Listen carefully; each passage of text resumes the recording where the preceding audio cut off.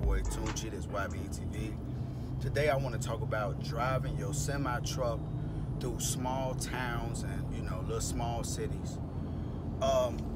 Before we get into that, let's dive into paying some bills. Go to www.ybetv.org and go down to Ask Tune or Amina. If you got a question about business or trucking and things of that nature, man, definitely get a shout out to Tune and get up with me, and I would definitely hit you back. Or if you got a question about being healthy, you want to pass that DOT physical, you want to get some of that weight down, you want to change your way of living, your whole lifestyle, definitely hit up Mina. Last but not least, go to www.ybetv.org/shop, and you can pick up the business course, the business credit course, the bundle, the setup. It's just so many different selections and varieties of things that you could use on that site that will help your business. So let's dive into it. All right, you're driving your semi-truck, you got to get off the expressway, and you got to go through these small towns. Now, these small towns be riddled with different things. Like, it might be a party night, you might be driving at night, people, the club letting out. You got a lot of drunk people on the road, you got a lot of pedestrians. And then another thing is these tricky speed limits. You'll be going, and it'll say it's a 50-mile-an-hour speed limit, maybe even 55.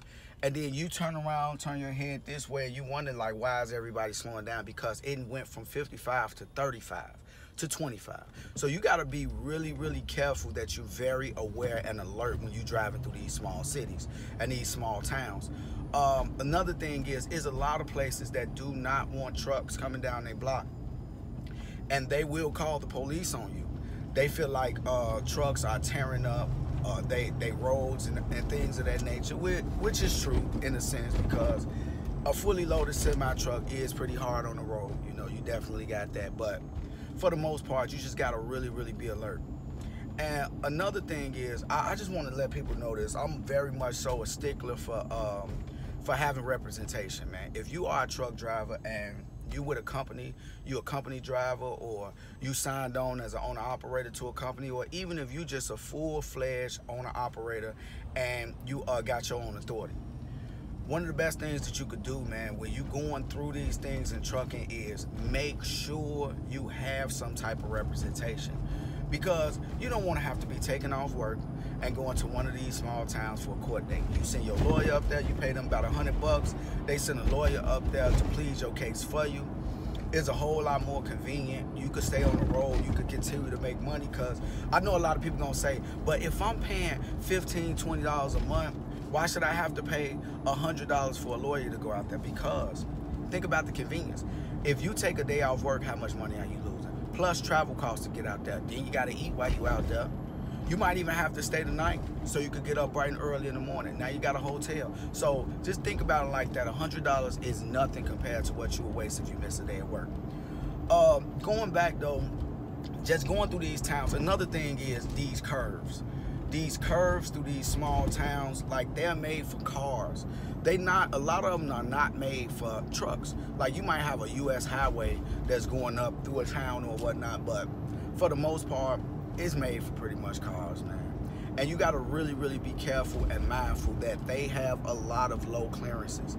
And the craziest part is, some of the most notorious low clearances that I've seen, they don't put a sign up. I stayed in Chicago the majority of my life, and it was a low clearance like on 43rd, 44th at Michigan. People used to go and get their trailer stuck under there all the time. And before I was a truck driver, I knew about topping the trailer because I seen so many. Like, we riding past and there's a detour. We look down there. It's a semi-truck. It's a semi-truck under the bridge with a big chunk of it that looked like somebody put some wave grease in it, because it's you know what I'm saying, just like wavy at the front because it's crunched. It's crunched, and like, the driver just standing up looking at it like, now how did this happen? Because a lot of the time they do not, I repeat, they do not put the clearance, the height of the bridge in some of these areas where the truckers, and it looks like Michigan looks like it's a very trucker-friendly street. It's a nice, wide, open street with big, healthy lanes in it, and you go down that road, you're definitely gonna top your trailer if you try to go under that valve line. under that you know, that bridge. So just be really mindful, really careful, man. These speed limits change. And another thing is, in the areas where you think you could relax and get a little bit more loose, it be police sitting right there. I see it all the time, especially when you're getting close to the shipper or receiver. They say, oh, okay, he ready to probably go, and they just sit somewhere and they hide. They hide. They will hide behind a tree. They will hide behind a bunch of bushes and just pull their car back and just sit there and be clocking everybody that go past. So just be careful, be mindful when you're going through here. You do not want to be pulled into one of these towns, because they will give you a ticket and you will have a court date. So, you know what I'm saying? Just be real careful when you're going through them. And, you know, don't do nothing stupid, like be sitting with your head on the phone. Yeah, hello, yeah, Rufus. Don't do that. Don't do that. Don't do that. That's clearly you asking for it. And, you know, just watch out for the times that you out, because, you know, the party hours, you know, the late night hours, you know, when all the clubs and parties are letting out. And definitely in these little college towns, you definitely want to do that. And if you're lucky, you might get flashed. I got flashed a couple times. I was riding past a bar, ladies outside, oh, it's a trucker. It's a... I was like, wow. That's definitely uneven. That's definitely uneven. You shouldn't have did that. You shouldn't have did that. That was terrible. Terrible. So anyway, what I was gonna say is, man, just enjoy that, man. I hope that's helpful to somebody that's just starting out. It's probably not for the seasoned driver, like, oh, I know this stuff. But for the guy who just starting out, man, be real mindful, be real careful. This your boy Tune signing off, and this is Y.B.E.T.V. If you don't want to end up in a box, think outside of it. Y.B.E.